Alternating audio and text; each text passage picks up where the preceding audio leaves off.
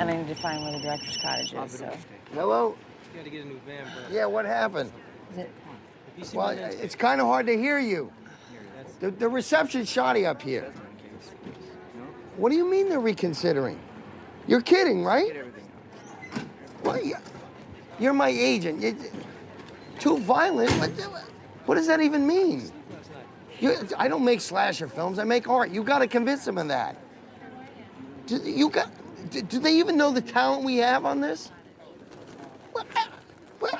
You got to find a way to get them.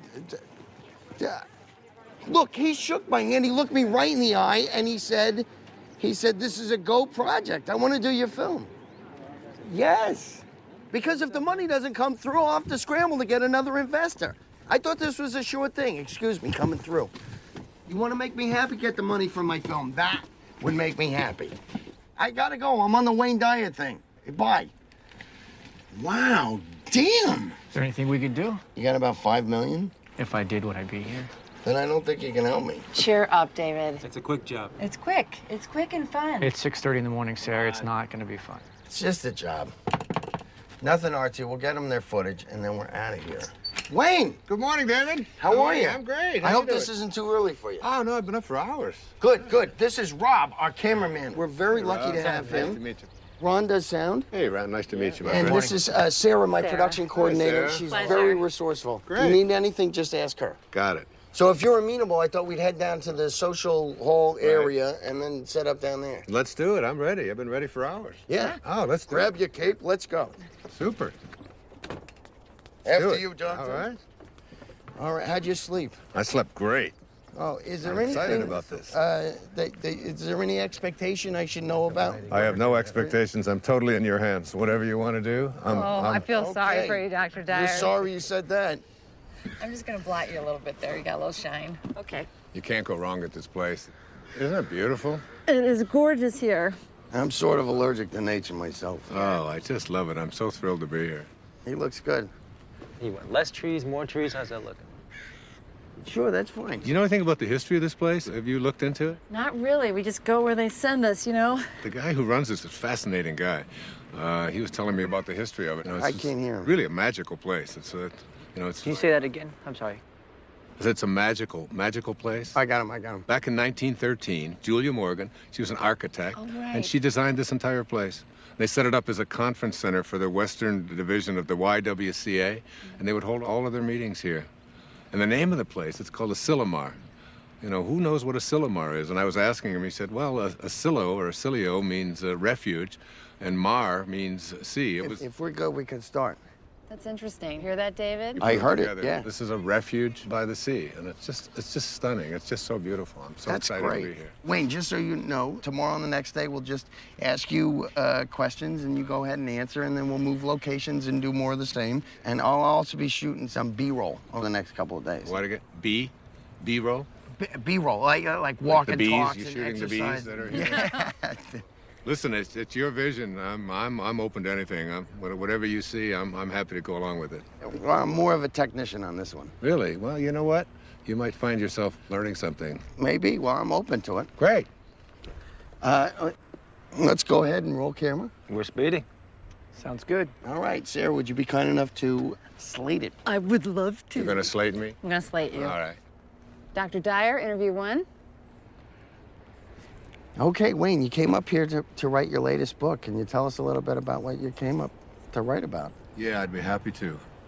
One of the things that has intrigued me over the years is so many people coming up when I talk about purpose and finding meaning in their life is what is my purpose? How do I find it? It always seems to be eluding me. I can't seem to get there. I've always felt that the real purpose of life is just to be happy, to enjoy your life, to get to a place where you're not always trying to get someplace else. So many people spend their lives striving, trying to be someplace that they're not. They never get to arrive. One of the ways to understand about how to find your purpose in your life is to return to nature, to find your own nature. I wrote a book a few years back called Change Your Thoughts, Change Your Life, which was based upon the ancient teachings of Lao Tzu in a book called the Tao Te Ching. Lao Tzu reminds us that all being originates in non-being. Jesus put it this way in the New Testament, it's the Spirit that gives life. That you didn't really come from your parents. You really, all of us came from this place called Spirit.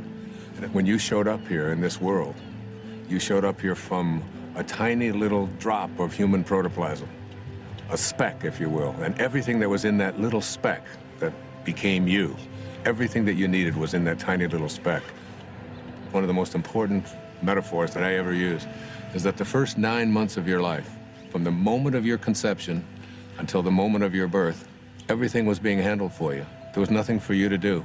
You don't get consumed with the color your eyes are going to be or what your body is going to look like. It's all taken care of for you. You just surrender. I call it a future pull.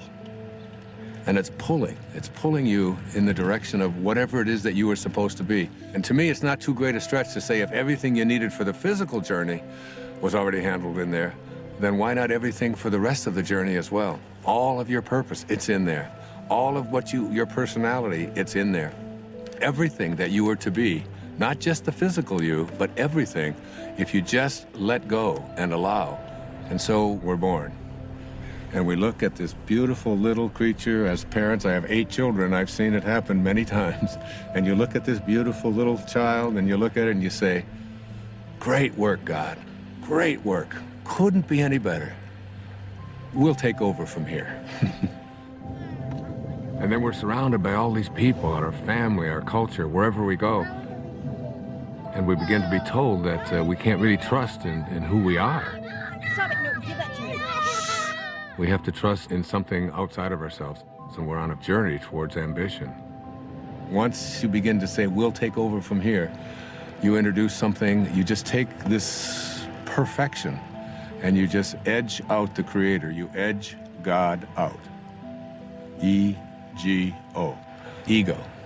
This ego is the part of us that starts to tell us who you are is not this perfect divine creation, this piece of God that you came from. It doesn't say that. It says who you are is what you have. It begins with things like our toys, and then our bank accounts, and then the possessions that we have. Before you know it, we begin to identify ourselves on the basis of our possessions. We begin to take on a set of beliefs about the more that I have, the more valuable I am as a person. And so we spend our lives taking these young children and immersing them in a culture that emphasizes more. It becomes almost a mantra of the ego. You have to have more. And the more you have, the more you are aware of how much other people are trying to take it away from you. The more you get consumed with how do I protect it and how do I make more of what I have. The dilemma here is that if you are what you have and things go away, then who you are also goes away in the process. Going somewhere? Yeah, I thought I'd come with you. Why? Why not? Because this is a work thing. I'll be in meetings all day tomorrow. I'll have nothing to do. Doesn't matter if you're busy. I'll go shopping or something. I'll be fine. Hi. Sorry, we won't be needing you after all. Thanks, you can go. What are you doing? Oh, come on, it'll be a beautiful drive. Which car should we take? You are not coming, and I do not want to drive. I want to be driven because I have work to do. Okay, well then I'll drive. Let's take the Porsche. Denise, the place I'm going, it's not the kind of place you're used to. It's rustic. I think I can handle it, Chad. I know how to rough it. You know, I don't understand the sudden desire to spend time together. I just want to get away. Would you prefer I got my own room? Okay, what's wrong with you? Maybe I'm interrupting something. Oh, come on. Are you meeting someone out Of there? course not. Look, I don't even want to go to this thing. Well, then all the more reason I should go with you. You're not going to fit all those bags in the Porsche. Why don't you help me try? The second aspect of the ego is this idea that I am not only what I have, but I am what I do as well. You gonna get that? No, please, go ahead. Oh, it's all right. No While we're problem. stopped here, do you want anything, Dr. Dow? You want water or anything? No, I'm fine. Still rolling, guys. We're cutting. What? Oh, keep rolling. Please. So, second component of this ego is the idea that not only is who I am what I have, but it's what I do. And what I do becomes this thing called achievement. And in this whole world of believing that I am what I do, we become consumed with this whole idea of my success, my value, my worth as a human being is based upon how much I accomplish. So I have to make more money, I have to get a promotion, I have to compete with everybody else who's trying to get what I have. We are taught this over and over and over again. All of our young people are taught this when they go out into athletics. The most important thing you can do is be number one, and you say, we're number one, we're better than everybody else. And we constantly find ourselves in this competitive notion again of believing that our world is one in which we have to compete. That's what the ego says.